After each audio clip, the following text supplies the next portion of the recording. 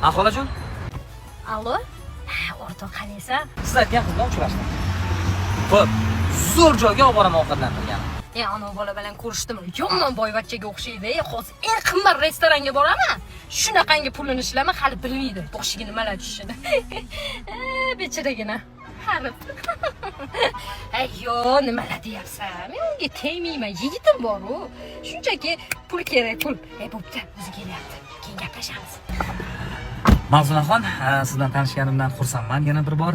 Hozir bitta yaxshi bir restoranga borib, ovqatlanib, o'sha yerda yaqindan tanishamiz, suhbatlashamiz, xo'pmi? Ungacha yo'l-yo'lakay ota-onamni bozordan tashlab o'tishim kerak edi. Tanishing, ular meni otam va onam.